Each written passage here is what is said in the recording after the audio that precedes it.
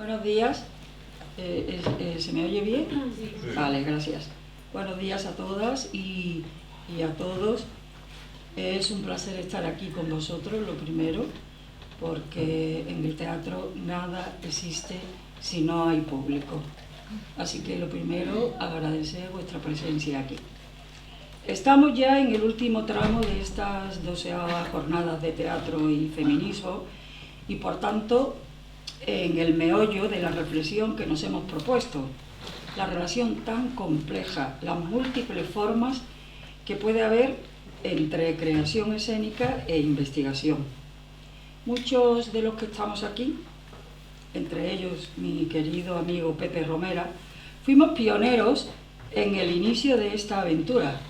Reivindicar que el estudio del teatro y de la literatura dramática, feudo entonces de los investigadores universitarios, no se podía separar del hecho escénico. Y ahí entrábamos nosotros, los teatreros, los que conocemos el escenario y comenzamos a dar los primeros pasos. Por esta razón, es para mí un privilegio ver cómo aquella semilla ha dado tantos frutos, y uno de ellos son estas jornadas. He asistido a todas o a casi todas y es un orgullo ver cómo se han ido superando las dificultades, no solo en la organización logística, sino también, y esto me parece lo más importante, en la selección de contenidos.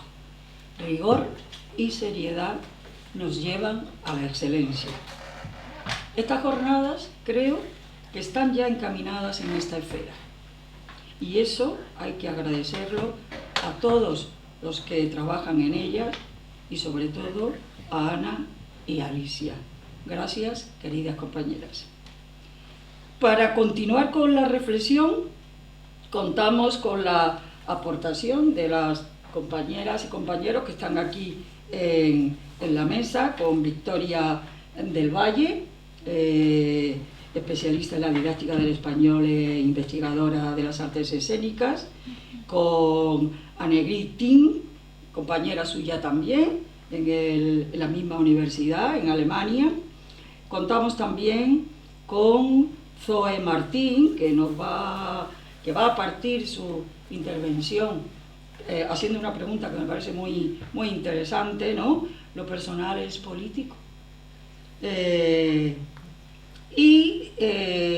También contamos con Raúl Caro, de la Universidad de Valencia, que nos va a comparar el proceso de producción de dos espectáculos, No Organón, de la compañía D'Annunzio Molina, y el otro espectáculo, 2030, de la compañía canadiense, ambas compañías valencianas.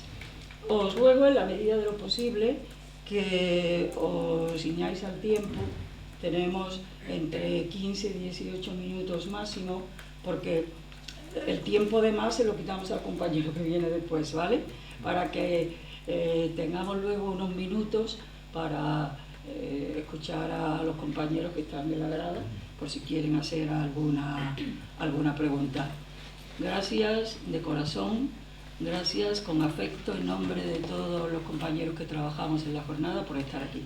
Cuando queráis, tenéis la palabra. Muchísimas gracias. ¿Se oye? No.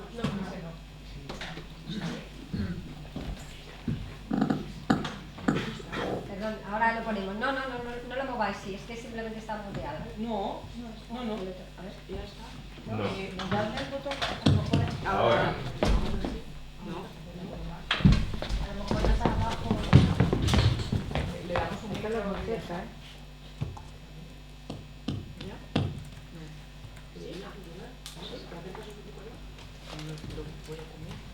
Que coja el otro.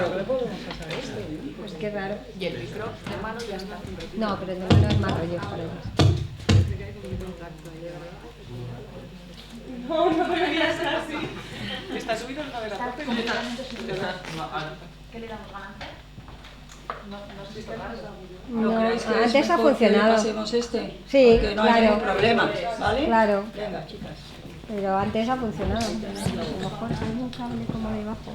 Sí, es que el otro día lo Bueno, muchísimas gracias por poder estar aquí en estas jornadas magníficas y que es un gran honor y un gran placer. Quizá podamos empezar con la presentación.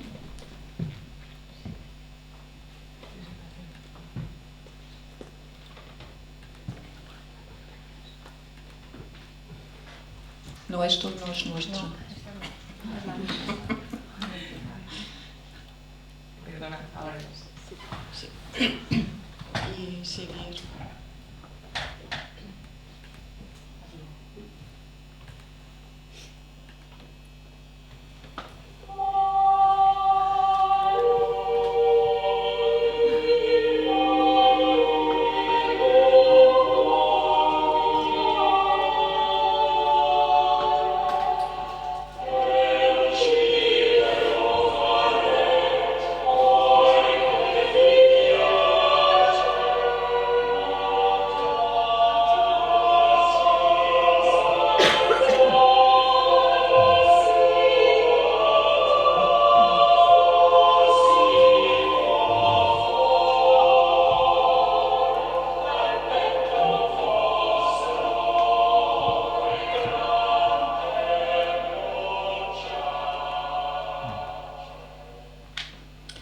Pues si hoy hablamos de lo personal como algo político, basamos la idea en un concepto de lo político que se remonta a Hannah Arendt.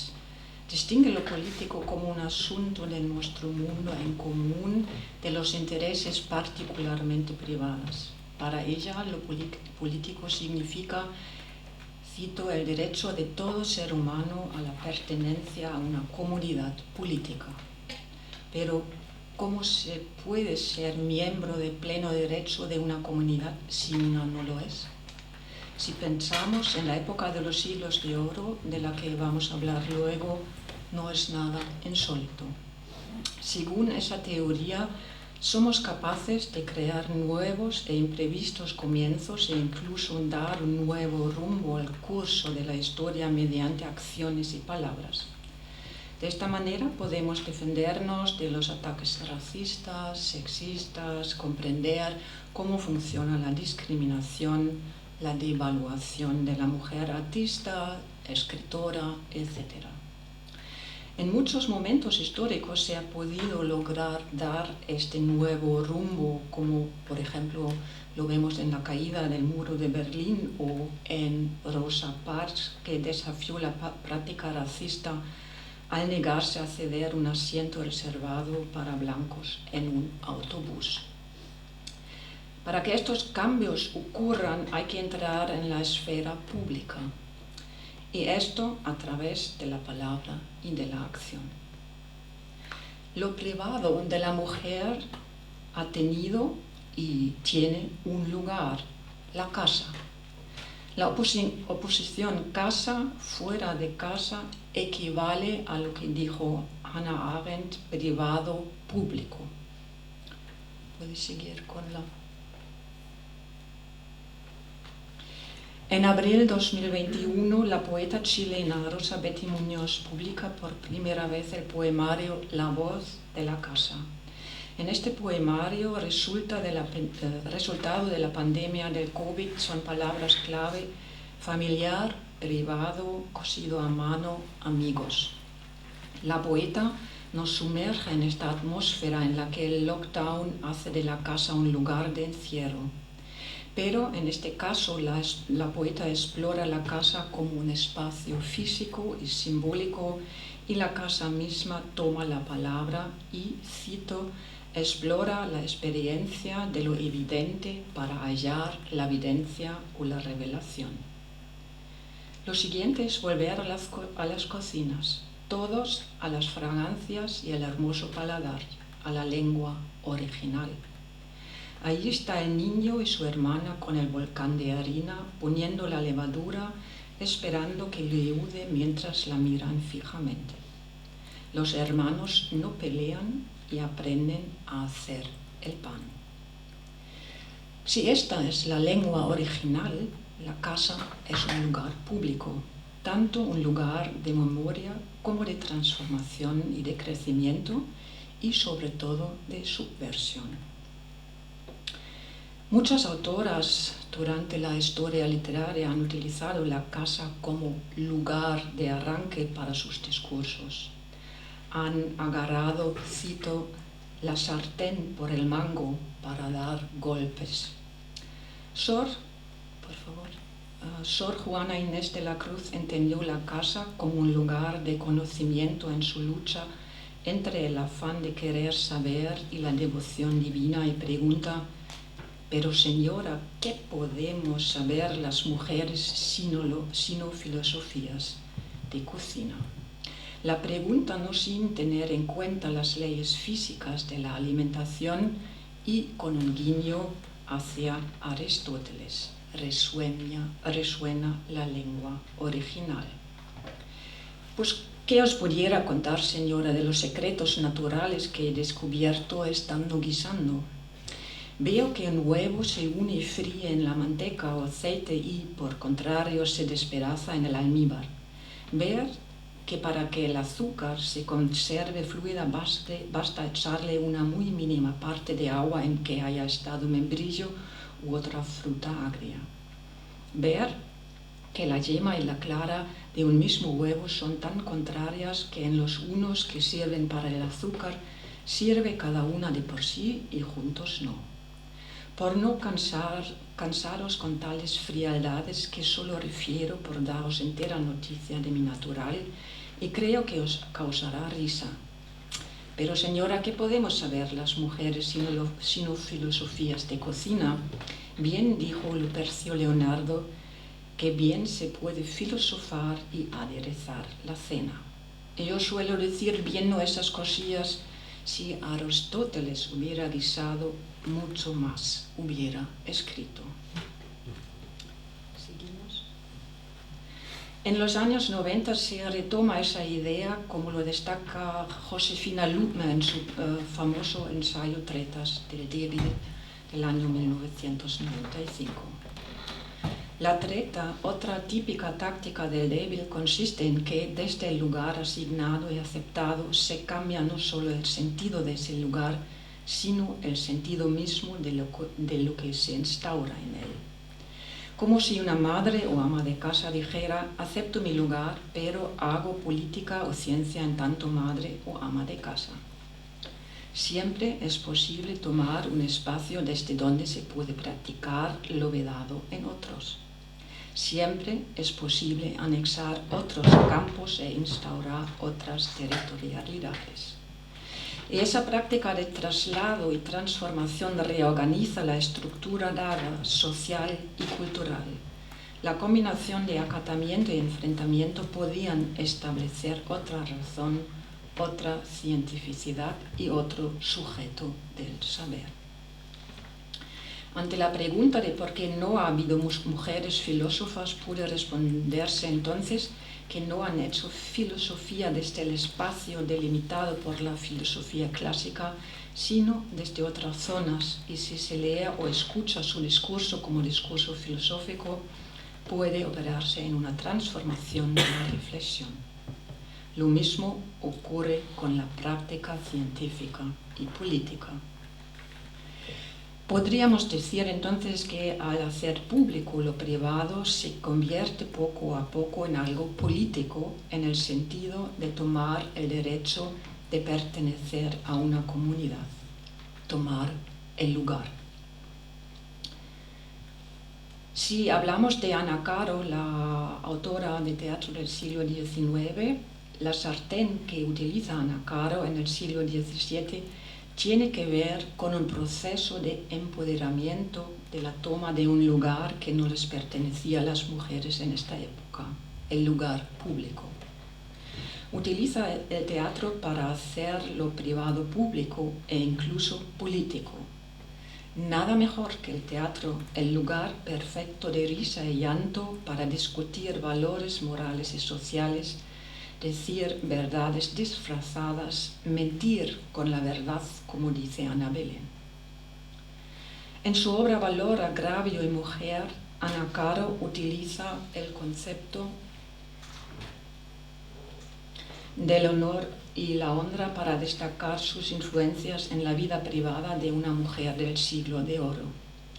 En vez de presentar a una mujer deshonrada y pasiva, nos presenta a una protagonista valiente y activa que restablece su honor perdido a su propia cuenta.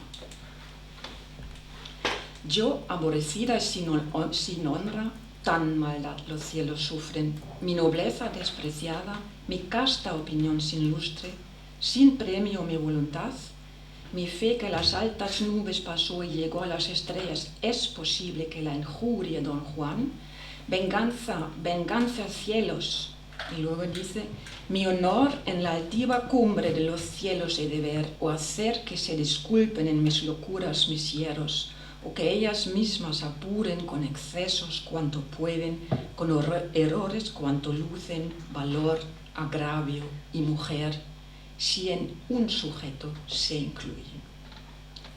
Leonor, vestida de hombre y convertido en Leonardo, motivo frecuente de la época, es en este caso una apropiación y cierta forma de empoderamiento de un lugar prohibido. Ana Caro también utiliza elementos metatextuales para criticar convicciones, como lo vemos en el siguiente diálogo. ¿Qué hay en el lugar de nuevo? Oh, ya es todo muy viejo allá, solo en esto de poetas hay notable novedad, por innumerables tanto que aún quieren poetizar las mujeres y se atreven a hacer comedias ya, válgame Dios, pues no fuera mejor coser e hilar mujeres poetas. Sí, mas no es nuevo, pues están Argentaria, Safo, Areta, Blesilla y más de 1 millar de modernas que hoy a Italia lustre soberano dan, disculpando la osadía de su nueva vanidad. Ana Caro incluso subvierte el concepto del honor. Después de revelar todas las intrigas de la situación, que queda luego tan confusa que resalta lo absurdo de esta etiqueta del honor. Podemos seguir. Hay mayores confusiones. Hoy la vida y honor pierdo. Ah, hermana, hermana fácil, don Juan mal pagaste de mi pecho las finezas. Todos hemos de matarnos, yo no hay otro remedio. Resumiendo, se puede decir que Ana Caro lleva lo privado al público mediante palabras y acciones, mediante la apropiación de lugares y motivos literarios, partes metatextuales y la exageración irónica de la situación planteada hasta el absurdo con lo que convierte lo privado en asunto político. ¿Qué hacer entonces con los estudiantes que van a ser futuros profesores, profesoras de español como lengua extranjera? ¿Cómo hacerles llegar no solo el tema, sino también el lenguaje de esta obra? Pues, como siempre, buscar equivalencias en su mundo actual, utilizar las herramientas del teatro para experimentar la obra y realizar una lectura dramatizada escénica. No, esto no atrás, falta. Ah, entonces lo hemos quitado, perdón. ¿Sí? Ah, ok.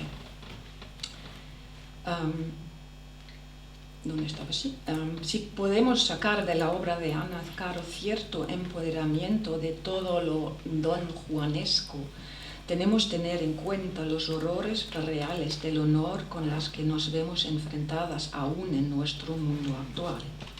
En este caso, podíamos relacionar la obra de Ana Caro con los feminicidios por honor en Alemania. Ahora sí.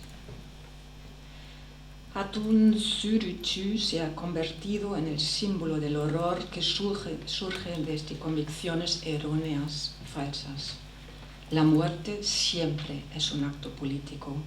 Hacerlo público, incluso mediante películas, sigue los modelos de Hannah Arendt.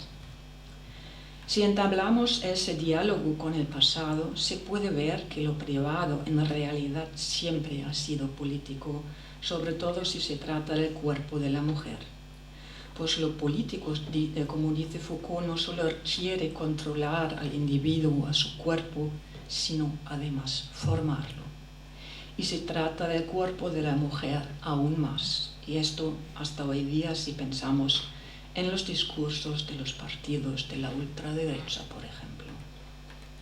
Necesitamos un proceso de concientización para que podamos formar partes igualitarias, todos, todas y todes de este mundo común. Que me gustaría conectar a esta presentación o lo que ha presentado Annegret de un modo personal y anecdótico, y también retomando la anécdota fundacional que nos han presentado Ana y Alicia, ¿no? Este momento en el que se realizan que los estudiantes de la RESAT no son capaces de nombrar mujeres históricas del teatro, o que incluso quizá desconocían su existencia. Pues hace más o menos 5 años, cuando tuve yo un momento de revelación en el que realicé, muy autoconsciente, de que yo también desconocía la historia del teatro español, desconocía, sí, puesto que igual que estos estudiantes y estas estudiantes, no era capaz yo de nombrar una mujer histórica del teatro español. Y lo reconozco hoy con cierta vergüenza, todas las mujeres que desconocía y que aún sigo desconociendo, y eso que he estudiado, historia de la literatura española, historia del teatro español, filología hispánica en Alemania, excepto Juana Inés de la Cruz, ninguna de las mujeres que salieron en el vídeo aparecían en mi currículo de estudio, ninguna. En 2005, bueno, hace ya unos años, hoy estoy aquí y esto ha cambiado, y en la Universidad de Paderborn, junto a Annegret, observo y aprendo con esta labor que se le está haciendo a futuras profesoras y futuros profesores de español, una metodología feminista de teoría literaria, pero me sigo sorprendiendo del hecho de que ahí sigue esa ignorancia en los libros de texto, en los materiales que usamos en secundaria. Porque ahora, si sumamos esta anécdota personal mía a la fundacional de estas jornadas, donde los protagonistas son estudiantes y yo, profesora de español, pues ¿cómo será el conocimiento de mujeres históricas en la educación obligatoria secundaria? Pues la respuesta es aún peor. Como dice Sonia Sánchez Martínez, en la historia de la literatura española las mujeres son olvidadas antes de ser conocidas. ¿Cómo estudiamos el pasado? Esa pregunta se hizo en la mesa anterior. Pues en 2019 Sánchez Martínez realiza un análisis cuantitativo en un estudio empírico sobre la ausencia de mujeres intelectuales en los manuales escolares, concretamente en la enseñanza de la ESO, de la historia de la literatura aquí en España. El corpus de su análisis son 6 manuales de las editoriales más reconocidas, Anaya, EDB, Editex, Casals, Santillana y SM, y llega a resultados interesantes o alarmantes, aparte de que había pocas mujeres en general, un 8% en la historia de la literatura española, un 8%. 2 épocas, las hemos mencionado antes aquí, la Edad Media y la Ilustración. En esas 2 épocas no se menciona ni a una sola mujer, como si Teresa de Ávila o Rosalía de Castro, por nombrar solo a 2, no hubieran existido nunca. Bueno, y es que la Edad Media pues era muy oscura, las mujeres no sabían escribir, la Ilustración, bueno, pues eso trata del pensamiento y pensar siempre ha sido cosa de hombres, ¿no? Así podría concluir alguna que otra persona joven, adolescente.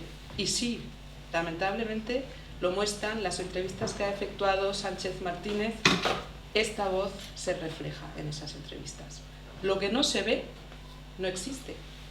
Claro, olvidadas antes de ser conocidas.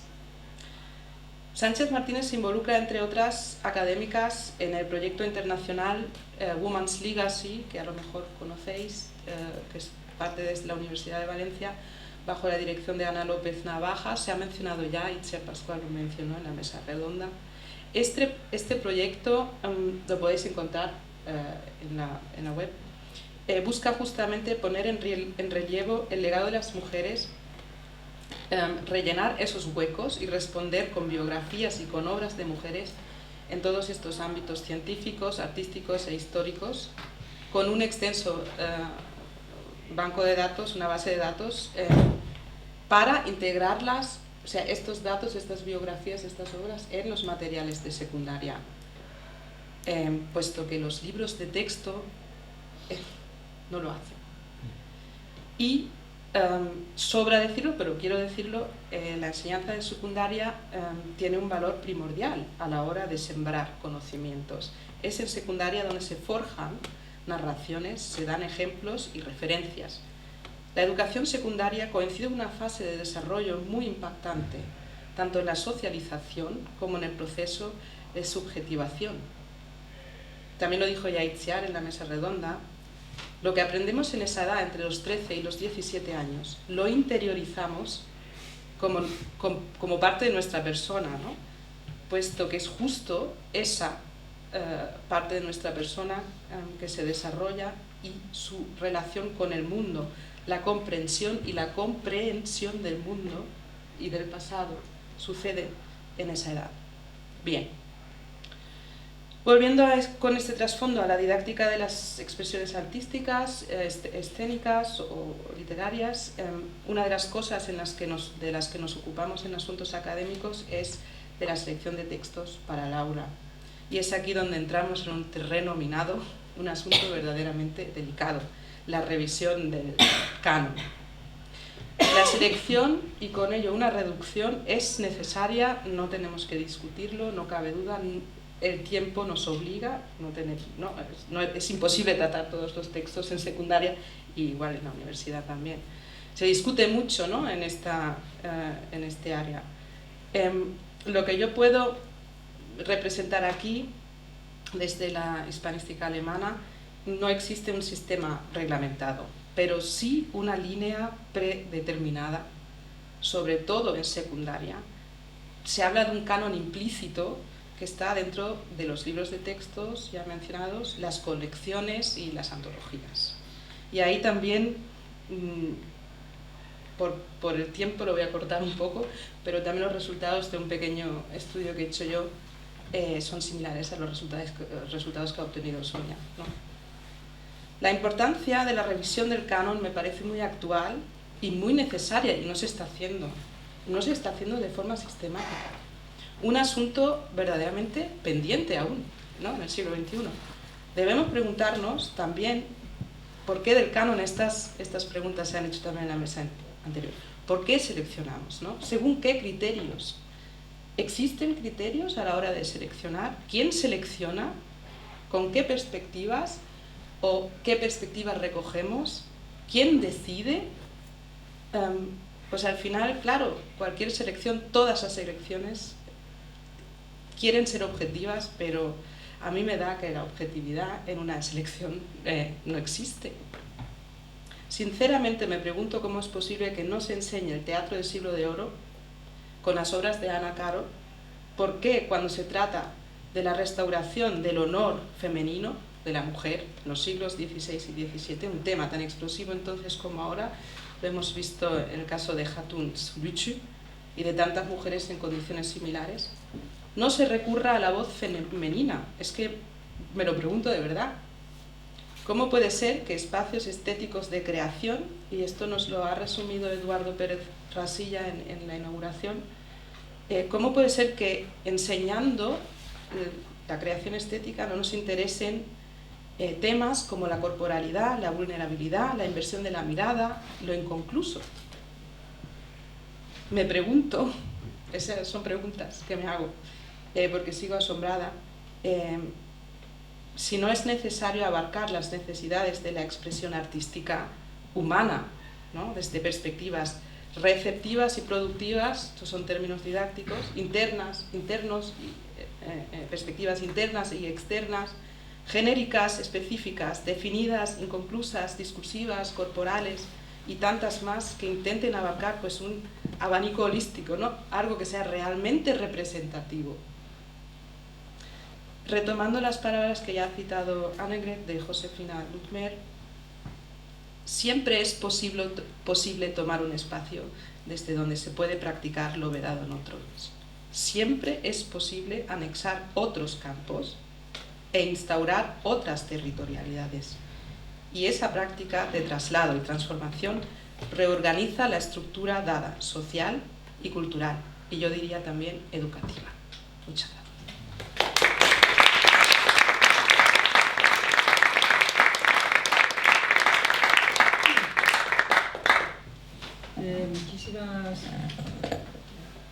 Muchísimas gracias a las dos compañeras que indudablemente han planteado temas de gran calado, muy difícil de meterle mano, muy difícil de resolver, pero yo creo que en ello estamos todos los que nos dedicamos a la enseñanza de la literatura dramática y del teatro.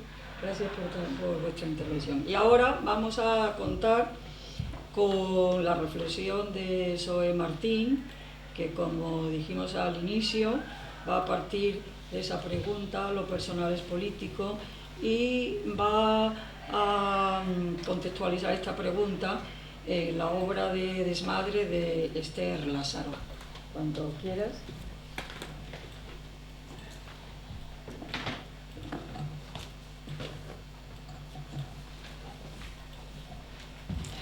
Bueno, buenas tardes. Mientras que preparáis la presentación.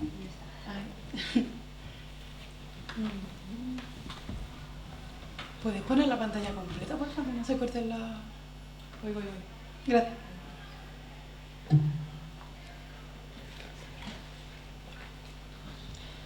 Bueno, muchas gracias.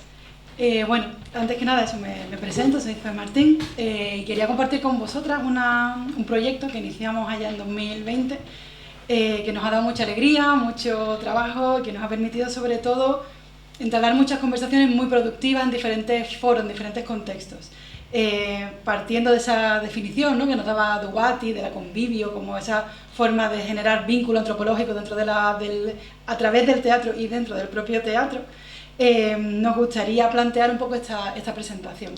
Vengo un poco en representación del equipo, ¿no? Yo soy Zoe, soy la directora, pero la compañía está constituida. Ahora os voy a presentar un poco al equipo. Aquí, bueno, ya podéis ver al elenco, ¿no?, a los dos actores, a Marte Helmo y a Tese Marlago.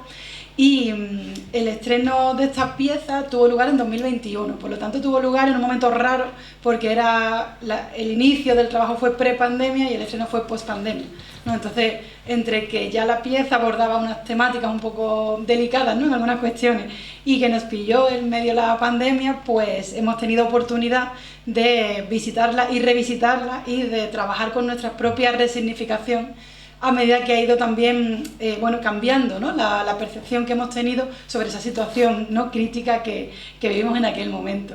La pieza surge gracias a que vencimos una ayuda, ¿no?, a la creación escénica municipal del Ayuntamiento de Salamanca y nos permitió abordar este montaje con recursos, con medios técnicos, tecnológicos, ¿no?, y con tiempo, que eso es algo maravilloso en el sector, ¿no? Muchas veces vamos corriendo y esta también es una de las reflexiones que aparecen presentes en la propia pieza.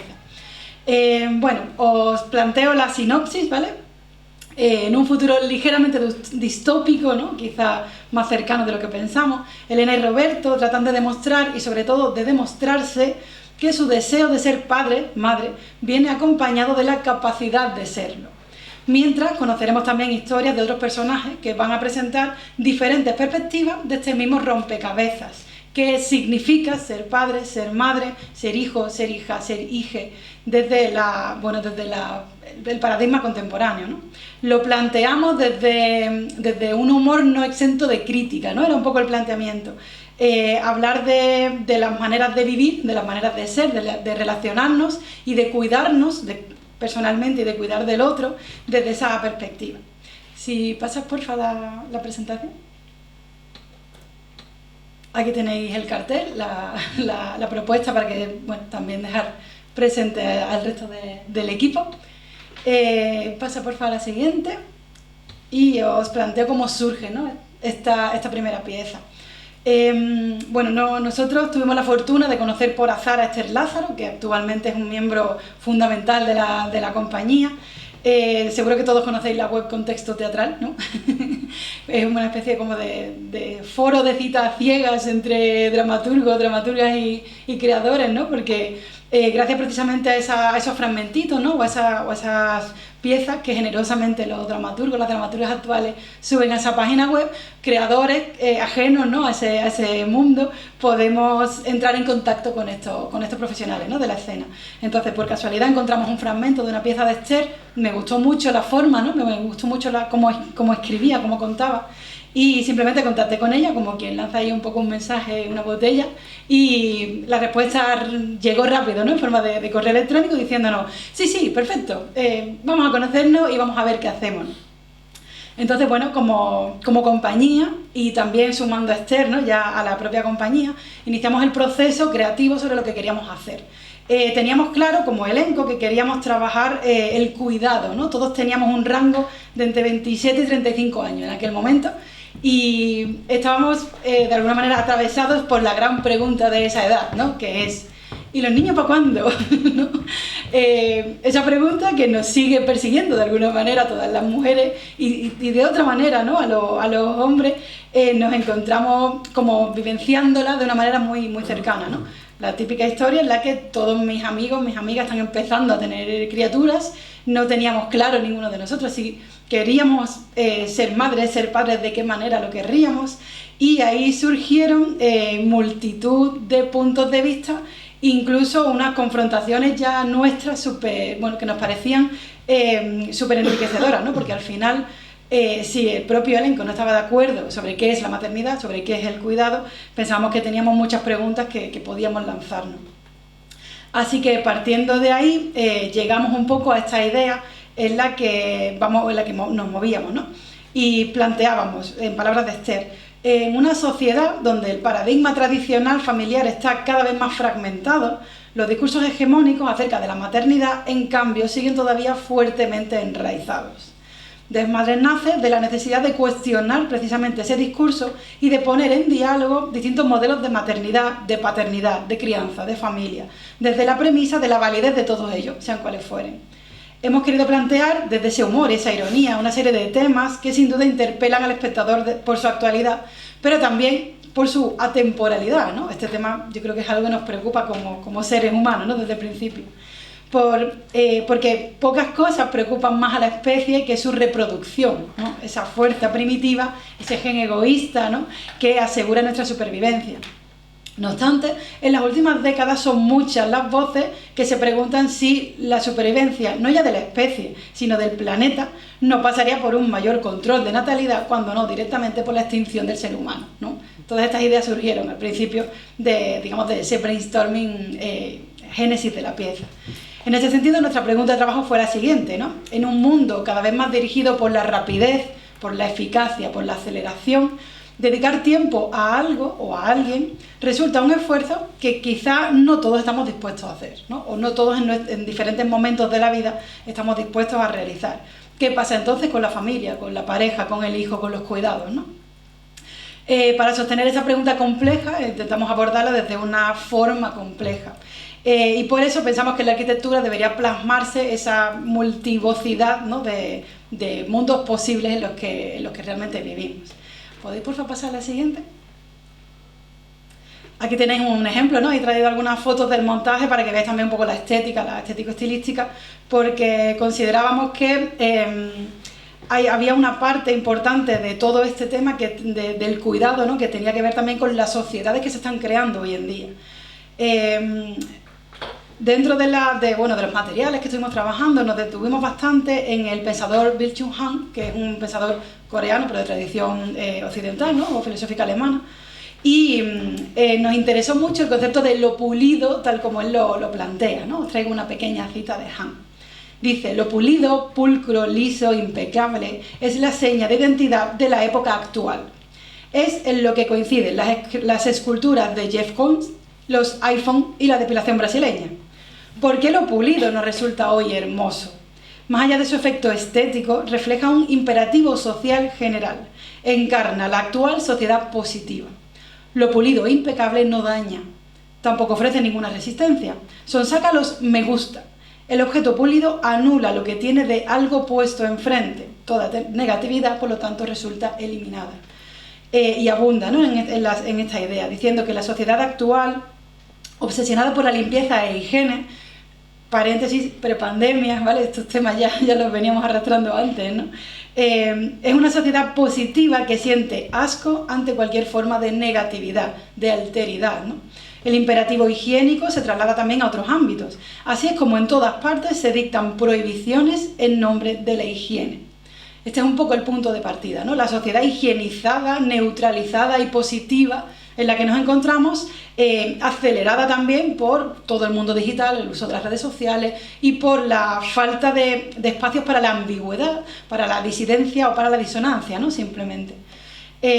Bueno, como indicaba hace un momento, en este universo raro pero quizás no tan lejano, para acceder a la familia hay que hacer un examen, ¿no? Un examen de paterno-maternabilidad, ¿no? ¿Quién no ha pensado alguna vez, esta persona debería haberse hecho un examen, ¿no?, antes de tener niños, ¿no?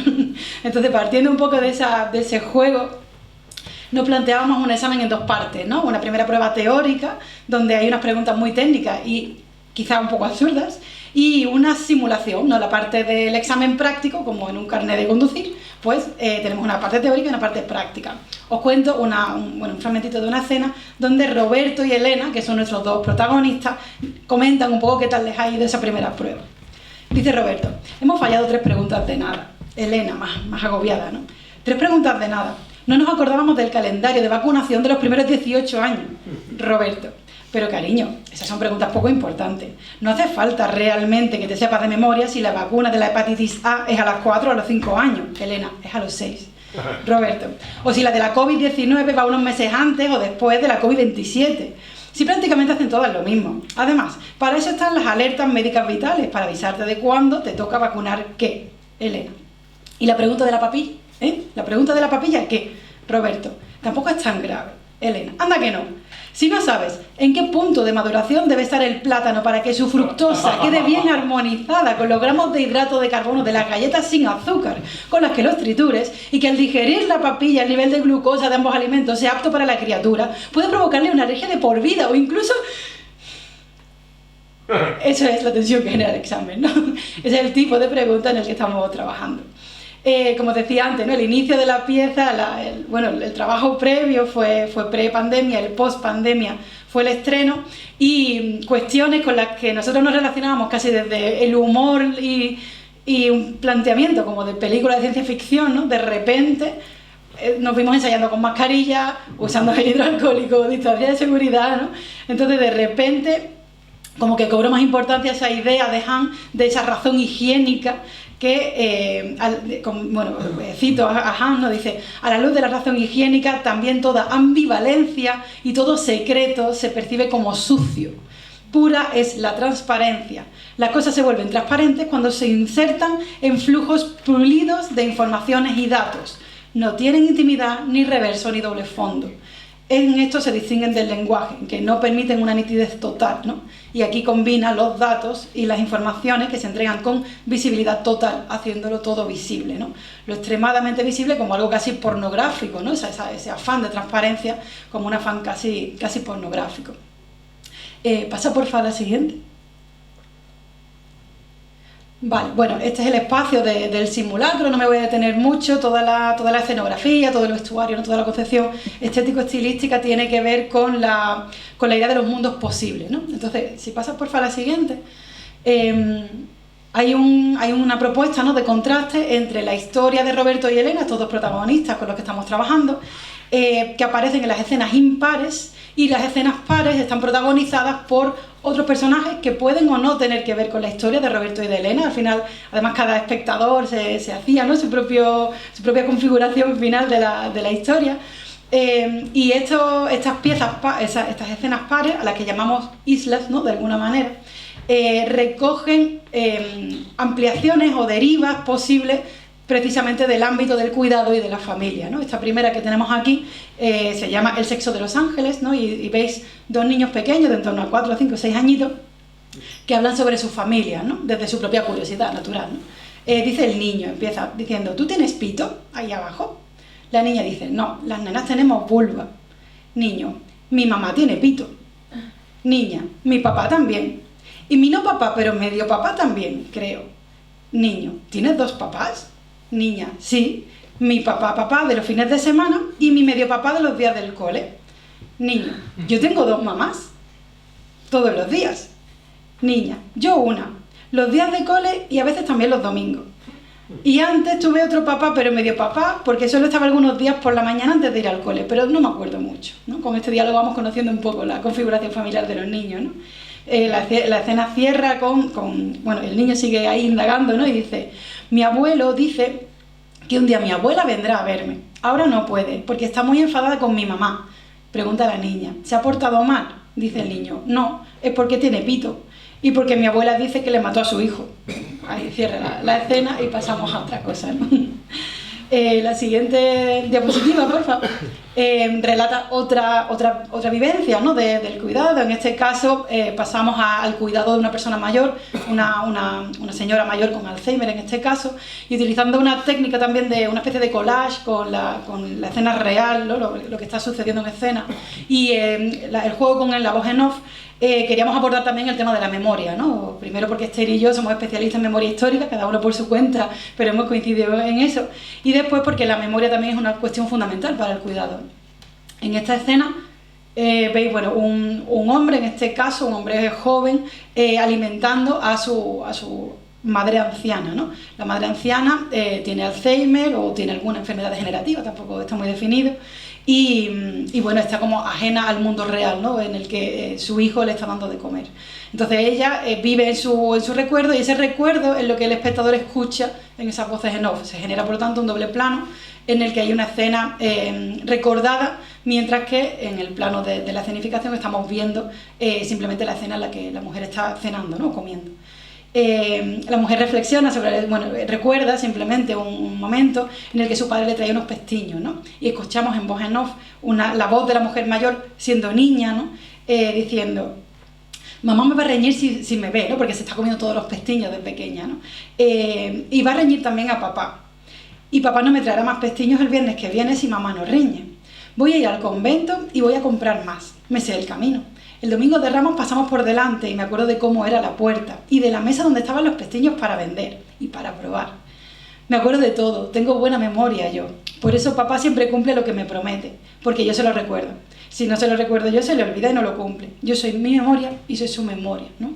Entonces estamos asistiendo a este doble plano en el que la mujer ahora ha perdido la memoria precisamente, y solo tiene un momento de conexión final precisamente cuando el hijo de postre de la comida le llevaba un pestiño, ¿no? Ese momento, hay un momento súper bonito de conexión, ¿no? Entre ambos. Pasamos porfa a la siguiente, y aquí abordamos la cuestión del duelo, ¿no? Que también es algo fundamental en el tema de los cuidados. Esta escena es un poco rara dentro de la pieza porque está protagonizada por una mujer que acude a un terapeuta para superar el dolor por la pérdida de su hijo, ¿no? El terapeuta la atiende con asertividad, con empatía, ¿no? Le explica las fases del duelo, le explica cómo va a acompañarla en este trance, digamos, y a medida que va avanzando la conversación, el espectador va intuyendo de alguna manera que hay como una especie de despliegue en la conversación, ¿no? La mujer, al hablar del fallecimiento de su hijo, se está refiriendo a la muerte a través de procedimiento asistido de su anciano perro a los 13 años de edad. El terapeuta, que ignora totalmente este dato, trata de acoger la situación de duelo de la mujer, pero poco a poco, por expresiones que ella va utilizando, comienza a sospechar que no le está hablando de su hijo, de su niño, ¿no? Sino de un animal. La paciente dice, no estaba preparada para esto. Aunque tomamos nosotros la decisión, yo no estaba preparada. Terapeuta, nadie está preparado para la muerte de un hijo. Paciente, pero no quería que siguiera sufriendo. Estaba sufriendo mi pequeñín. Terapeuta, fue muy valiente. No todo el mundo es capaz de optar por la eutanasia en un momento así. Paciente, lo vi en sus ojos. Él, con sus ojos, no me hago una idea de que no voy a volver a verle. Tengo la sensación de que ahora llegaré a casa y él estará allí, tumbado en el sofá o en su cama, o se asomará para saludarme desde el balcón, como hacía cuando estaba de buen humor, ¿no? El terapeuta empieza como a sospechar algo, pero no intuye del todavía qué es, ¿no? Hasta que de repente se da cuenta de que la mujer está aludiendo al perro. El terapeuta, de alguna manera, como monta en cólera, ¿no? y gritando, ¿no? Le dice, ha estado muy bien la broma, muy convincente todo. De verdad que tu dolor parece de lo más auténtico. Paciente, porque lo es. Terapeuta, sí, ya pilló la idea. Los perros son mejores que las personas, cuanto más conozco a los hombres, más amo a mi perro, y bla, bla, bla. Paciente, creía que usted me podría ayudar, que me comprendería. Terapeuta, ¿en serio? O sea, ¿me está hablando en serio? Paciente, pero es igual que todos los demás, un mezquino. Terapeuta, oiga señora, ¿de verdad me está diciendo que Tony no es su hijo? Paciente, claro que es mi hijo, que no lo pariera no me hace menos madre. Terapeuta, pero ¿estamos hablando de un perro o de una persona? Paciente, estamos hablando de un ser vivo, ¿qué más da de qué especie sea? Terapeuta, salga de mi consulta, por favor. La escena cierra aquí, ¿no? Es otra posibilidad del cuidado, precisamente, ¿no? Además, muy actual, ¿no? Teniendo en cuenta que en Salamanca, por lo menos, hay censados más perros que niños ahora mismo. Entonces, me parece relevante. Y para terminar, bueno, la siguiente diapositiva, por favor. Estos son los dos personajes, Roberto y Elena, ¿no? Vamos viendo un poco su recorrido personal y sabemos de ellos que Roberto desea tener niños, tener familia. Elena no lo tiene muy claro, al principio tiene como como una especie de juego, ¿no? de bromean sobre la natalidad, ¿no? Y sobre qué significa. Y Elena dice, traer más gente al mundo es una locura. Roberto, ya, por la superpoblación. Elena, y por el cambio climático. Roberto, y por la escasez de recursos naturales. Elena, y porque le abocas a un sufrimiento seguro. Roberto, y porque sería darle al sistema un nuevo esclavo. Elena, y porque la gente procrea para recrear los modelos patriarcales heteronormativos. Roberto, ¿eres antinatalista? Elena, no, a ratos. O igual un poco sí. Aquí empezamos a ver cómo los dos amigos, ¿no? Empiezan a plantearse el tema de la maternidad, cada uno desde su óptica, hasta que llega un momento en el que por pura practicidad, para pasar ese examen práctico, ¿no? Y teórico y práctico, Roberto le dice a Elena, ¿y si tenemos un niño juntos? Somos amigos, nos entendemos bien, ¿no? El plan parece que no tiene fisuras, ¿no? Entonces, para no terminar de spoilear mucho la historia de Roberto y Elena, sí que hay un monólogo, ¿no? En el que Elena reflexiona sobre cómo se ha podido quizá dejar llevar por la presión social, ¿no? Ella no tiene muy claro que quiera ser madre, pero por ejemplo sí tiene muy claro que hay un puesto de trabajo que sí que desea, ¿no? Con toda su alma. Entonces se plantea si existe o no un reloj biológico, si existe o no una presión social sobre ella que le está haciendo tomar una decisión que es válida o no. Y Roberto por su parte mantiene su afirmación de que él desea ser padre, ¿no? Entonces, por terminar, hay una escena de la isla, la última de las islas, en la que se plantea, es una escena que hemos llamado los mundos posibles, ¿no? Y es una escena sin actores, basada totalmente en recursos audiovisuales, ¿no? Videomapping, audio y demás. Y en esta escena de videomapping vemos a Alex, ¿no? El posible hijo, hija, hije de Roberto y Elena, y del cual se nos presentan diferentes versiones, ¿no? Hasta 9 versiones fragmentadas de los mundos posibles, de las vidas posibles, de ese posible Alex, que no sabemos si ha nacido o no ha nacido, ¿no? Entonces, bueno, ahí se presenta como píldoras de posibles vidas, de semillas, de posibles desarrollos, ¿no? Teniendo en cuenta diferentes posibilidades en las que hubiera nacido esa persona, ¿no? Teniendo en cuenta el momento histórico, el contexto socioeconómico, la configuración de la familia, las concepciones identitarias predominantes, ¿no? También en relación con la identidad sexual, en fin, tenemos diferentes mundos posibles sobre cómo sería la vida de esa posible criatura, ¿no? Todos los fragmentitos terminan con la misma frase: me llamo Alex y soy una posibilidad de nuestro yo. Con esto concluyo. La última diapositiva, si me la puedes poner, porfa. Concluyo yo, porque no hay más tiempo, pero es un tema que no concluye, evidentemente, ¿no? Nosotros no tenemos respuesta después de la obra, tenemos casi más preguntas que cuando empezamos. Lo que sí nos resulta interesante es que realmente esto nos ha permitido establecer un diálogo constructivo con comunidades a las que no nos habíamos acercado, a través precisamente de la representación, ¿no? Hemos podido hacerla en diferentes contextos educativos, en espacios con personas mayores, con jóvenes, con adultos, con diferentes ideologías, ¿no? Por supuesto, dentro de la concepción de lo que es o debe ser la familia. Entonces nos resulta maravilloso ver cómo realmente a través del teatro podemos seguir pensándonos de una manera totalmente productiva, ¿no? Así que hasta aquí la presentación. Os dejo, si os parece, la última diapositiva. Tenéis mi contacto, siempre lo dejo por si alguien quiere saber más o si queréis que sigamos dialogando. Así que nada, muchas gracias.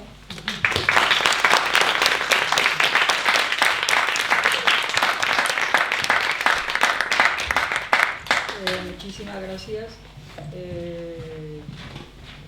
Muchísimas gracias a Zoe, y le damos la palabra ya a Raúl Cano, que va a concluir con las intervenciones de la mesa. Muchas gracias, ¿se me escucha? Sí. Bueno, primero de todo estoy un poco acatarrado, entonces igual de repente me pongo a toser, pues nada, hacéis como si nada y luego seguiré. Bueno, primero quería agradecer al comité organizativo por dejarme presentar esta ponencia y obviamente al público asistente que estáis aquí. ¿Están las diapositivas? Vale. Bueno, yo voy a presentar lo que he llamado la experiencia política del performance y el postdrama, que no es otra cosa que el análisis de ambos géneros, no solo desde una perspectiva escénica teatral, sino también como un fenómeno político y social. Concretamente voy a establecer un análisis comparativo, creo que se ve ahí, sí, entre dos obras que tuve la suerte de no solo poder analizar el curso pasado en el marco de mi TFM, sino que también pude asistir a los dos procesos de producción teatral. Una es No Organon, Cos sense organs, taxidermia al vell animal aristotèlic, de la compañía D'Annunzio Molina, estrenada, la fecha de estreno fue el 16 de diciembre de 2023 en el Teatro Principal de Santanyí, Mallorca, y la segunda obra es 2030, de la compañía La Canadiense, que se estrenó el 19 de enero del 2024 en Valencia en el Teatro de lo Inestable. Bueno, en realidad, si pasas la diapositiva, gracias. Lo que voy a presentar no son tanto todas las digresiones que hice en mi TFM y todas las teorizaciones, sino ya los resultados, ya un poco pues todo más masticado. Y bueno, básicamente lo que voy a hacer es exponer el caso de cada uno, luego voy a establecer una serie de comparaciones, no sin antes haber hecho obviamente pues un estado de la cuestión, y finalmente pues acabaré con unas conclusiones. Si pasas por favor, gracias. Bien, las premisas de las que partir para poder caracterizar estas dos obras son varias que os cuento ahora. Primero, que las características internas del teatro contemporáneo, en este caso del postdrama y del performance o la performance, tenemos a Diana Taylor que dice el performance, luego tenemos otros teóricos que dicen la performance, bueno, da un poco igual. Bueno, que estos dos géneros están determinados por condicionantes materiales e idiosincráticos previos de los agentes de la creación, es decir, de los creadores teatrales, pero también de las condiciones materiales que existen a la hora de llevar a cabo el proceso de producción. Después también que el postdrama y la performance, recogiendo las consideraciones principales de teóricos como Lehmann o como Diana Taylor, que ya he mencionado, pero también de otros teóricos como Fischer-Lichte o Balm, Christopher Balm, pues podríamos decir que efectivamente estos dos géneros son en los que cristalizan la crisis del drama contemporáneo, que fue el grueso de mi tesis del TFM. Y sobre esta crisis del drama, yo, llegué a la conclusión de que esta viene dada precisamente porque si se entiende el proceso de creación dramática como un proceso de producción, entonces podemos llegar a entender que los objetos o productos resultantes del proceso de la creación dramática tradicional ya han quedado obsoletos, como pueden ser, por ejemplo, la fábula, la catarsis o la elocución, que son pues esos objetos aristotélicos que Aristóteles decía que tenían toda la obra de teatro, toda tragedia normal o al uso. Vale, entonces a partir de aquí ahora vamos con las obras. Si puedes pasar. Vale, la primera de la que os voy a hablar es No Organon. Es una performance, luego veremos exactamente hasta qué punto es performance o si tiene sentido diferenciar una u otra cosa, pero vamos a decir que es una performance. El tema en cuestión en torno al que gira la performance es sobre la evolución política del arte y cómo ésta crea esferas políticas y sociales muy determinadas. Yo he visto una serie de características y el modus operandi que vamos a seguir, que también vamos a seguir en 2030, es que yo os explico las características teatrales o superficiales, externas de la obra, y luego la achaco cada una a un condicionante material o idiosincrático que yo pude ver o que yo tuve el placer de poder ver in situ en los procesos de creación. En el caso de No Organon, vi por ejemplo que hay una ausencia clara de la fábula, que esto pues nos resuena bastante en las performances. En este caso lo achaqué, y tal y como decían en sus entrevistas, a el abandono total de la ficción como medio para llegar a un público, es decir, como objeto teatral. Entonces el teatro para los performers había dejado de ser un fin en sí mismo para convertirse en un medio de aprensión del otro. Luego me fijé en que el actor no hacía un personaje, no era un personaje, no era un símbolo o referenciado en la realidad, sino que simplemente era un medio corporal que se ponía al servicio de la expresión del proceso de producción teatral. Esto es muy curioso porque aquí lo que parece que tendemos a ver es la deshumanización de los cuerpos en la performance, para que esto se convierta efectivamente en un medio espectacular. Lo que pasa es que esto que estoy diciendo tiene un poco de trampa, y no es exactamente así. Judith Butler lo describe muy bien cuando nos dice que ningún cuerpo puede dejar de estar simbolizado. Por eso que venga yo ahora y os diga que un cuerpo está desimbolizado, pues no os lo tenéis que creer del todo. Luego, en cuanto a los espacios, me di cuenta de que no hace ningún tipo de alusión diegética, no hay ningún tipo de relación histórica entre ellos, y que suelen ser espacios vacíos y que se acumulan como si fueran marcos. Y me recordó bastante a la teoría de marcos de Minsky. Aquí de nuevo lo que veo es que los espacios pierden cierto símbolo, cierto significado, dejan de estar saturados significativamente, y me llevó a pensar en la definición que da Auger en su antropología sobre la sobremodernidad, sobre los no lugares, como estos aeropuertos, estos sitios de paso.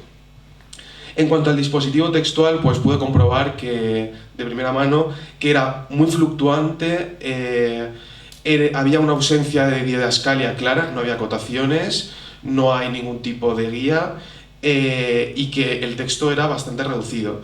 Esto lo achaco a algo que pude comprobar en el momento, y es que la construcción de la escena no se hacía a partir de la dirección centralizada, a diferencia de como veremos luego del texto, sino que se creaba desde la propia improvisación escénica.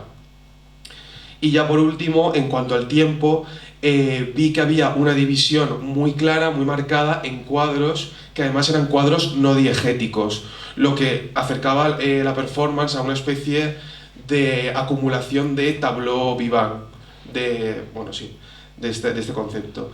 Y que además había una supresión total de la cadena de acontecimientos, es decir, entre los espacios y los tiempos representados no había ningún tipo de efecto-causa, de causa-efecto, bueno, lo mismo es. Y a la conclusión a la que llegué, ya lo que achaqué, es que el tiempo diegético se había suprimido y se había sustituido por el tiempo escénico, que es algo que creo que intentamos dar, es una cosa a la que intentamos dar palabras cuando vemos una performance, pero no lo conseguimos muchas veces, y es que el tiempo diegético desaparece y nos lo sustituyen por el tiempo real de la escena. Si puedes pasar la diapositiva. Vale, en 2030 lo que vamos a ver en realidad es lo mismo, pero un gradito menos exacerbado. Todas estas características que he explicado, menos exacerbadas. Por ejemplo, en 2030 había fábula aún, había diégesis, pero esa diégesis estaba descentralizada. No ocupaba el centro de la producción teatral. Y el condicionante que yo vi claro es que había un abandono parcial de la ficción como objeto teatral. Ojo, abandono parcial, que no total, como ocurría con la performance. En cuanto a los personajes, a diferencia de la performance, vi que no servían exclusivamente como un medio corporal significado, sino que además simbolizaban un personaje, y no solo haciendo un personaje, sino que haciendo un personaje colectivo y coral, que normalmente representaba a un amplio espectro de la población. En este caso, no lo he comentado, pero 2030 trata sobre la crisis ecológica y sobre la desesperanza de las generaciones más jóvenes, lo que nos da a entender que el personaje colectivo que acontece en la obra evoca o es una alegoría de la generación Z o la generación más joven que está sufriendo, pues eso, la crisis ecológica. Vale.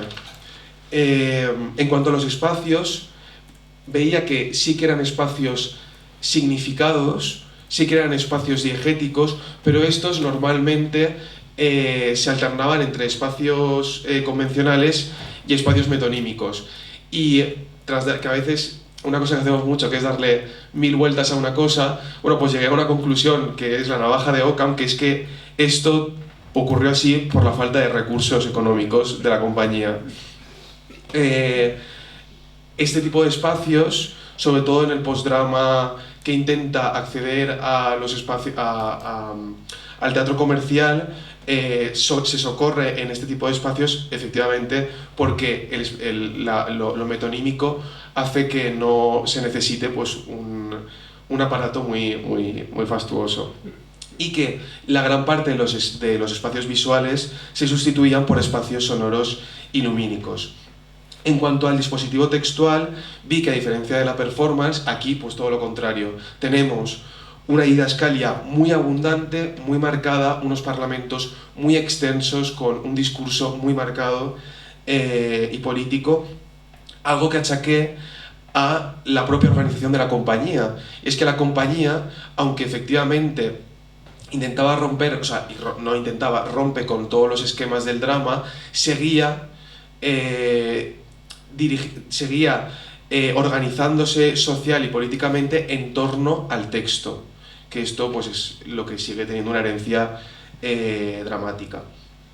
Y ya por último, en cuanto al tiempo, vi que también hay una división efectiva por cuadros diegéticos, pero que sin embargo estos sí que mantenían aún cierta relación de causa-efecto. Es decir, de nuevo, como he explicado antes, la fábula no ha desaparecido del todo, la historia no ha desaparecido del todo, lo que nos da a pensar que el tiempo diegético no ha desaparecido, pero queda relegado. Y lo que hay en el postdrama político es una urgencia por lo real. Básicamente es, bueno, sí, está muy bien contar historias, pero vamos a contar la historia del mundo que está ocurriendo ahora, que es la que nos ocupa. Vale, si puedes pasar de diapositiva. Vale. Las comparaciones que saqué bastante claras, desgajándolo en los elementos que nos da Barrientos. Bueno, no sé si alguien se ha fijado que obviamente Barrientos lo tengo en todo.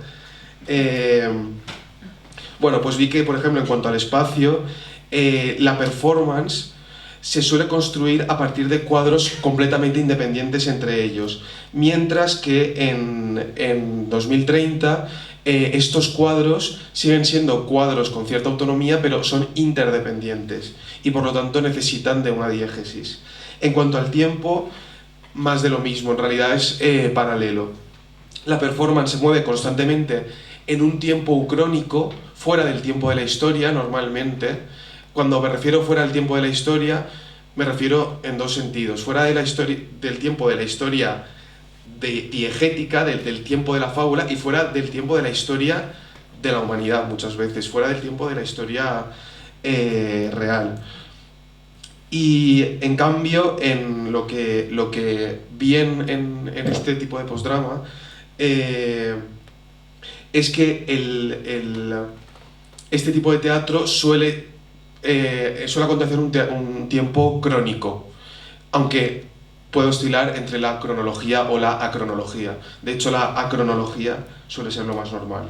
En cuanto a los personajes, vemos de la performance del personaje individual, normalmente que tiende a la autorreferencialidad y sobre todo en la que acontece un discurso político centrado en el cuerpo y en la corporalidad, a discursos más colectivos, más generales y más alegóricos en el postdrama.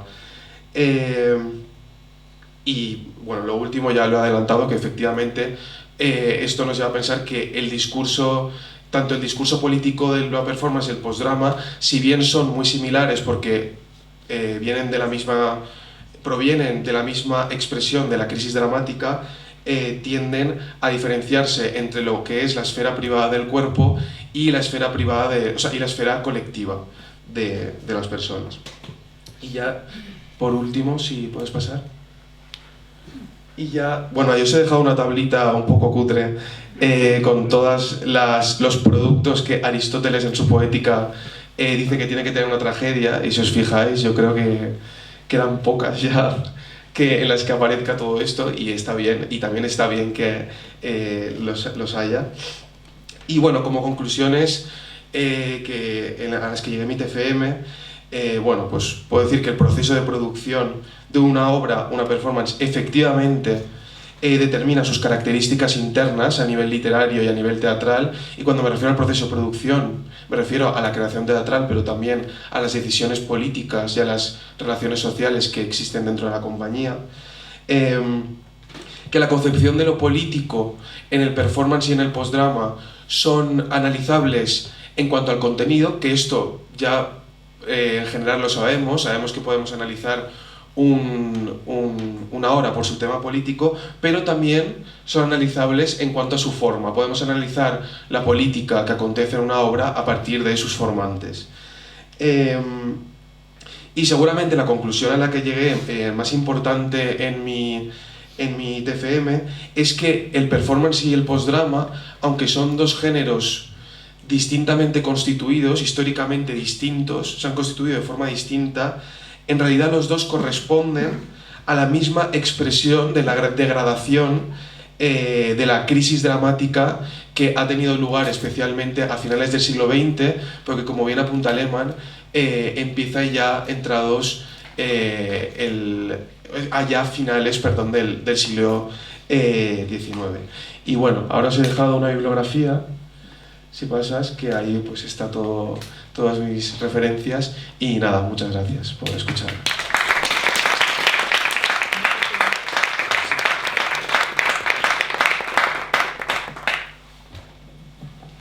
Muchas gracias, Raúl.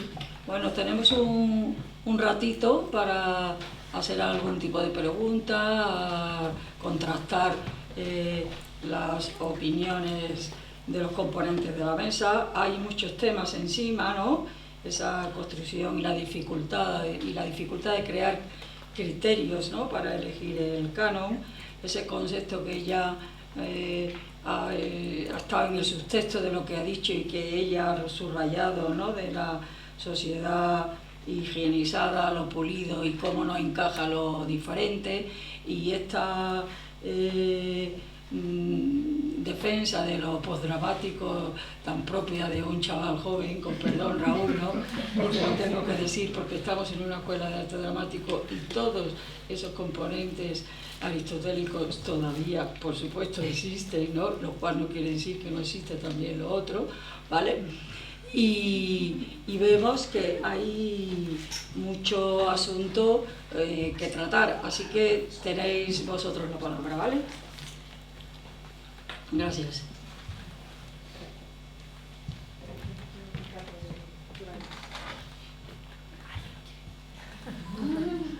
Puedes empezar, Sonia.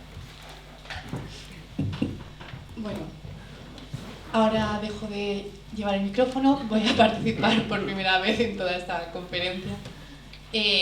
Bueno, me han encantado las tres ponencias, pero sobre todo creo que me ha conmovido mucho la ponencia de Zoe, de Desmadres. Me ha encantado la estética, el concepto de lo higiénico también, ¿no?, como hemos estado viendo esta mañana en las performances y en las ponencias anteriores, en las performances, cómo esa higiene se busca romper, ¿no? Y cómo es curioso también lo que decías, ¿no?, el concepto que teníais, que empezasteis antes de la pandemia Y luego esto lo produjisteis después y toda esa distopía se convertía, ¿no? Que eran cosas súper curiosas y justamente el primer día de la ponencia yo tuve una conversación también sobre las medidas del COVID porque hemos tenido la suerte de que hemos estado aquí hay gente internacional, hemos estado viviendo en diferentes países, yo en mi caso, ¿no? Entonces, como ese choque de, por ejemplo, de venir de España, que estaban las mascarillas, yo estaba viviendo en República Checa en esta época, como de repente la mascarilla checa era esto. Entonces ese choque y esa necesidad, esas preguntas de ser madre, no ser madre, ser padre, no ser padre, o ser esa persona cuidadora, me ha gustado mucho cómo lo habéis planteado. No es una pregunta, pero también era muy interesante.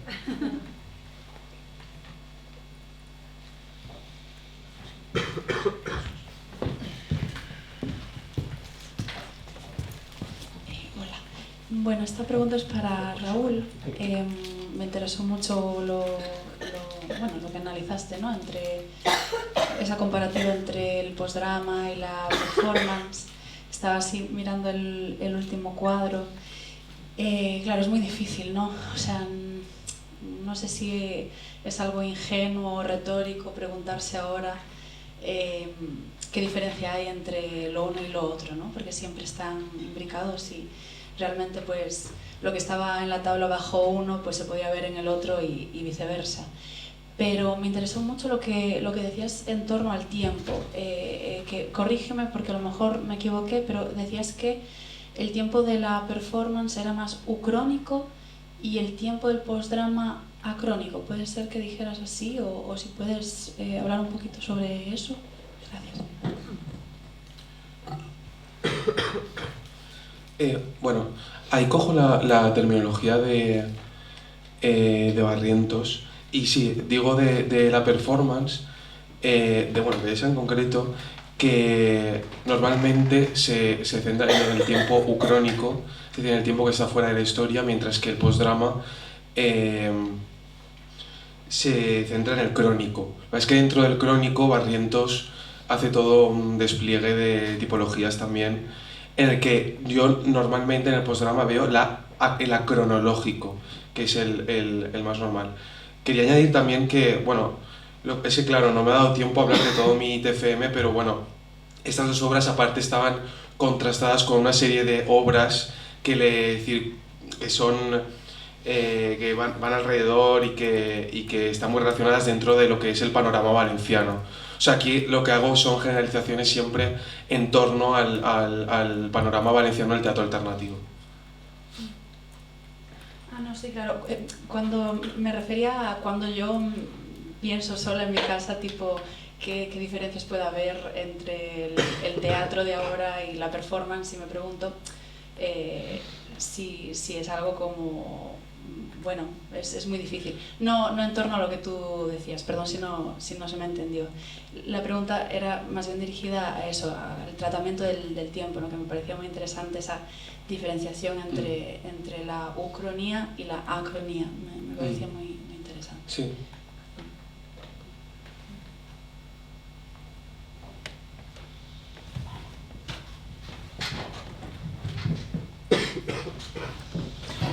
Buen día, gracias a todas, porque vamos muy afortunado de estar acá también en este momento. Por lo que a mí me respecta, lo que corresponde, retomando el término de ayer, de que respondo a lo que yo cohabito conmigo, con el tránsito en mi profesión, me voy un poco contigo, Raúl, a la hora de, quiero ser un poquito, me chirría, no asumo, y seguro que me darás una parte porque es tu trabajo, no asumo que estés hablando de procesos creativos, ¿no? Cuando en el título del proceso creativo, ¿no? Yo no soy partidario producción, está ahí adelante. Proceso de producción, gracias, porque yo sí que separo, yo entiendo, sí que separo desde la práctica, desde el análisis y desde la curatoría. Yo sí que separo, ¿no? La producción la asigno, quizás igual es un poquito más una estructura neoliberal más establecida, la producción sí que le asigna un servicio, a un bien, a una serialización, de hecho, inclusive le pones hasta un valor, un precio, me da igual la producción, que hagas pan, patatas como creación, ¿no? Y el proceso, que sí que le doy el valor a los entornos o de la performance, o de la acción, o de las artes vivas, en lo que yo considero, ¿no? Entonces, bueno, ¿por qué has decidido poner esos dos procesos de producción? Bueno, pero... Y hay otra historia. ¿Por qué elegiste estas dos piezas? ¿Por qué? ¿A priori ya las colocaron ellos, las compañías, los equipos como performance o como postdramático? ¿Lo elegiste tú por una estética, te llamó la atención los dosieres? ¿Por qué? Vale, te contesto bueno, voy por el primero y luego lo segundo. En cuanto a lo primero, es algo que yo también me repienso y pienso constantemente cuando estoy en un proceso de creación o proceso de producción. Pues eso, si separarlo, si no separarlo, si realmente considerarlo solo un proceso de creación, porque efectivamente, y estoy de acuerdo contigo, cuando creamos teatro no creamos patatas, pan, etcétera, etcétera, ¿no? Pero es verdad que cuando... o sea, yo al final vengo de la filología y cuando le di un salto al teatro como no un fenómeno estrictamente literario, porque si no me quedaba corto, y lo veo como un fenómeno político y social, hablar también del proceso de creación como un proceso de producción sin que realmente este término esté negativizado, o sea, sin que hablar de que existe una producción esté negativizado, me ayudaba a entender muchísimos aspectos que acontecían dentro de las compañías y que acontecían dentro de las relaciones dentro de la compañía. Entonces, obviamente, sin banalizar lo que es una obra de teatro y todo el proceso de creación de una obra de teatro que pasa por algo realmente espiritual, bueno, pues nunca deberíamos olvidar que también existe una cuestión material y que ambas se imbrican mutuamente. Por eso hablo de proceso de producción y de proceso de creación. En cuanto a la segunda, ¿por qué elegí estas dos obras? Bueno, todo viene pues por mi fascinación por la performance y por el postdrama, por cómo, sobre todo gracias a mi tutor de tesis, leí a Lehmann y leí a Diana Taylor, y cuando Lehmann describe el panorama del postdrama, yo me estoy dando cuenta de que el panorama teatral valenciano alternativo que acontece, sobre todo dentro de una compañía que se llama Lo Inestable, está siendo muy parecido, muy representativo. Me parecía que era una oportunidad muy buena para decir, bueno, vale, Lehmann está diciendo esto, voy a cotejarlo con la realidad. Taylor está diciendo esto, voy a cotejarlo con la realidad. Decidí que estas dos obras iban a ser el grueso de mi TFM, primero porque así pude hacerlo, porque tuve la suerte de que las dos compañías me dejaron asistir a todo el proceso de creación, o sea, absolutamente todo, y porque además las dos eran muy representativas sobre cómo está aconteciendo esta crisis del drama, sobre todo a partir de los años 90 en Valencia. Y ya está, esa sería la contestación.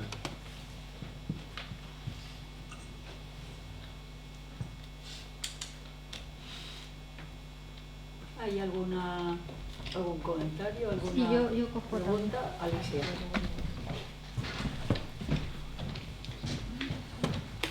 Bueno, yo quería, como os ha aludido un poco a la famosa anécdota fundacional, quería hacer una pequeña precisión que es aún más terrorífica, que no os hablo de mujeres fundamentales históricas, se habló en general, no se precisó época.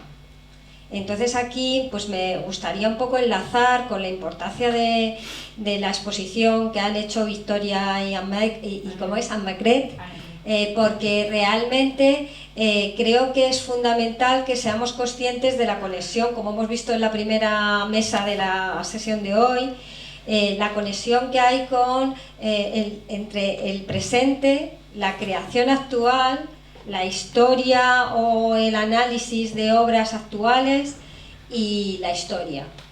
Porque realmente tendríamos, más que historia, podríamos hablar de una genealogía. Y realmente en nuestro caso, tanto en estas jornadas como en nuestras clases, particularmente centradas en la creación actual, nos hemos dado cuenta de que para que esa creación actual saltara ciertos prejuicios, era fundamental hacer un repaso histórico y por tanto abrir el canon.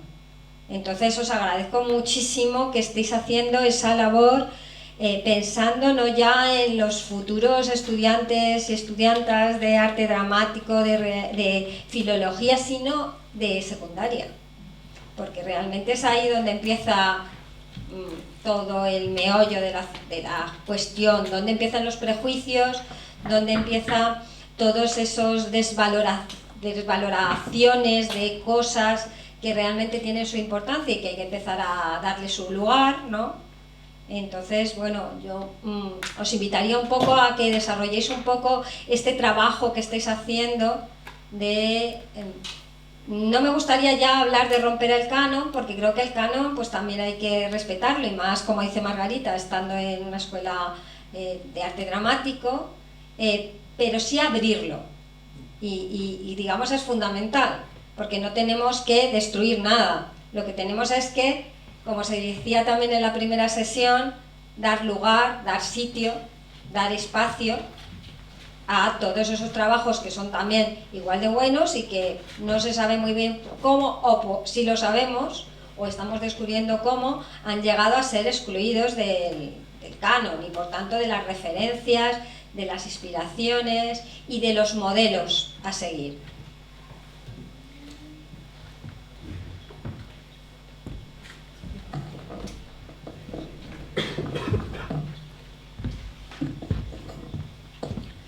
Bueno, muchas gracias por esta intervención y no creo que estemos rompiendo el canon con este contexto, sino como soy licenciada en literatura hispánica, hispanoamericana, así que yo estoy trabajando, por supuesto, con modelos literarios, con épocas literarias, con géneros literarios, en todo su amplio panorama, digamos, ¿no?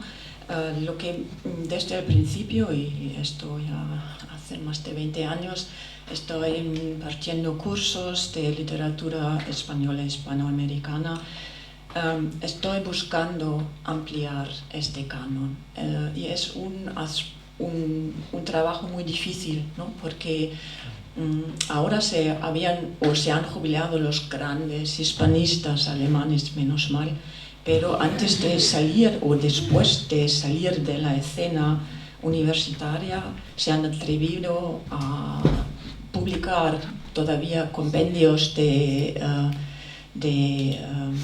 obras tradicionales, como yo diría, los hombres que nos explican el mundo y que verdaderamente siguen su canon de antaño, de, no sé, una época patriarcal, ya deberíamos pensar pasado, pero no lo es.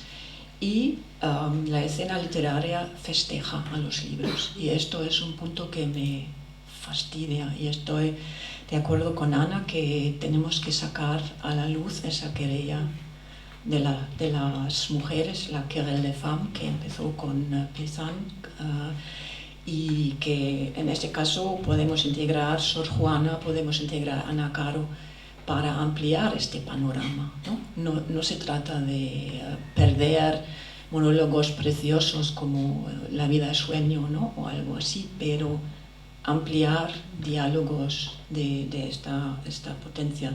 Y como yo también dirijo a un grupo de teatro de estudiantes que no son profesionales, sino que están aprendiendo a ser profesores, tenemos ahí una plataforma para revisar todos estos conceptos dentro de las obras tradicionales de La vida es el sueño que también escenificamos una vez, o obras grandes, ¿no? Para repasar las ideas que rigen dentro de esto. Pero también es importante que tengamos el valor, como dice Ana Caro, de introducir más y más mujeres. Y esto es un trabajo casi insoportable, difícil. No sé cuáles son los límites, cuáles son las fronteras que tenemos en este contexto, pero chocamos siempre en este mismo. Y si miramos los compendios de las universidades, si se trata de la literatura de los siglos de oro, pueden mirarlo en el web de las universidades alemanas. Encontramos Lope, encontramos Calderón y ya está, ¿no? Y esto es un labor de verdad intenso, ¿no? Que tenemos que realizar. Y para la enseñanza hay que, una anécdota, hace unas semanas corregí unos exámenes y me dice una estudiante, después de un curso donde experimentaron la literatura, tratamos a la mujer porque es la única que escribe en esa época, no había mujeres. Y yo digo, ¿qué es lo que no ha entendido durante todo el curso, ¿no? Me quedé allí y casi estaba a punto de suspender el examen por esa... Sí, es increíble. Pero lo que también veo un problema es la imagen que se transmite en el extranjero de la literatura española. Y si la literatura española en Alemania solamente son hombres, no sé si tenemos una imagen correcta de la misma España. Así que también hablamos de imágenes, de estereotipos, de cómo llegamos a ser.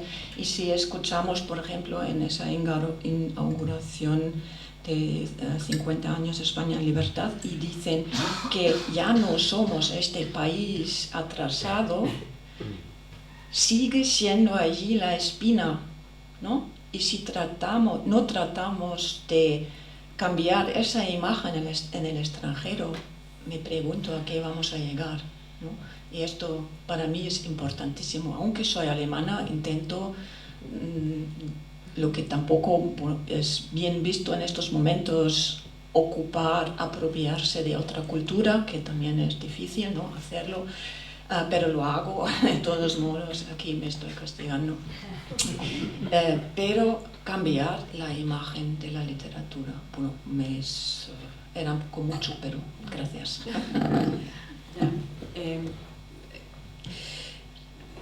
Voy a ser breve. Es un campo de minas, he dicho, porque es que es de verdad donde pisas, ¡pum!, explota algo. Tanto en... O sea, yo, porque sigo sorprendida, sigo viendo, no hace tanto, en una formación de profesorado, presentando, ¿no? Esta necesidad de, por ejemplo, una gran olvidada también de la poesía no tan histórica, Gloria Fuertes, por ejemplo, que tiene además versos que se pueden, que son riquísimos para tratarlos sobre todo en lengua extranjera, ¿no?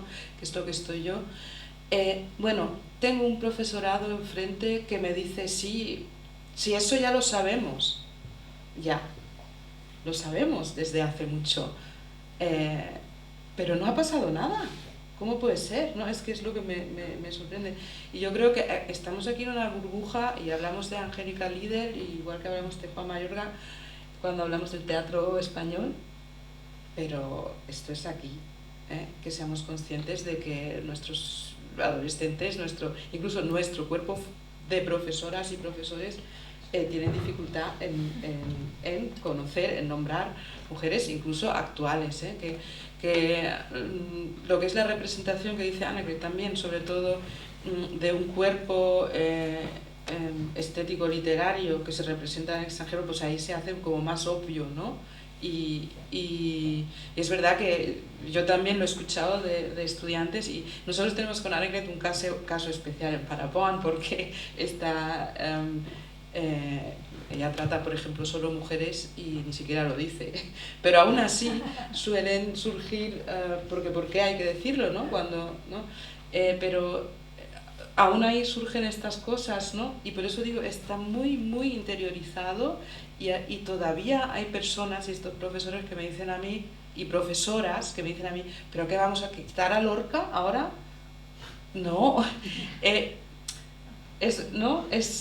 todavía no hemos terminado de aclarar la solución. ¿Qué espacio? ¿Cómo lo encontrar ahí? Tenemos un espacio limitado, que es muy poco tiempo. Esa es la dificultad, ¿no? porque claro, cuando se trata de agregar a ese canon, idealmente decimos que no hay que quitar, pero en la realidad es que hay que quitar. Y ahí es donde viene el conflicto, ¿no? Cómo hacer un hueco en un programa que tienes limitado y pautado en cada día de clase, cómo aumentas el canon con ausencias inexplicables y cómo el precio es quitar a Lorca. Ahí está la cuestión, ¿no? Por eso digo que es difícil, ¿no? Lo cual no quiere decir que sea imposible, pero es muy difícil. Bueno, ya que estoy... Sí, he cogido el micro. No le digas eso a Ana Contreras, por favor. Por supuesto que sí. A ver, yo quería aportar algo que ya sé que vamos un poco justas, pero bueno, sí, no ya, puedo ya evitarlo. Aquí ya Luego. Coger el micro y decir algo ya según van avanzando las jornadas. Os doy la enhorabuena a todas y todes. Y creo, por aportar algo más sobre lo que estáis hablando, simplemente, ¿vale? Como dice Alicia, creo que es muy importante incluir a estas autoras porque son muy importantes, no son menores, son autoras mayores y el problema es que no se leen bien los textos muchas veces para decir tranquilamente si esto es mejor o peor. O sea, que hay una dificultad, o sea, hay un problema en eso. Si no lees bien, es difícil que entiendas bien la importancia que tienen. Y luego, creo que no solo hay que incluir autoras, sino que hay que incluir la perspectiva feminista en la lectura.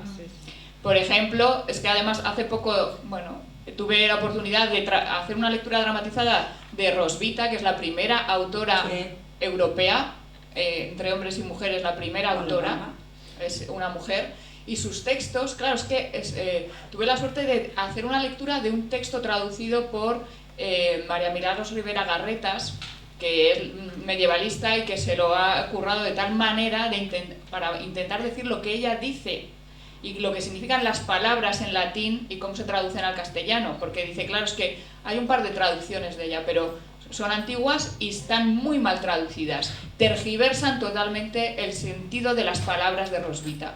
Cuando las lees con una traducción hecha a conciencia y sin una perspectiva sesgada, como son estas, ¿no? Que están traducidas ideológicamente, las de ellos, quiero decir, porque le quitan a la autora su voz y la suplantan para decir otra cosa que no dice ella.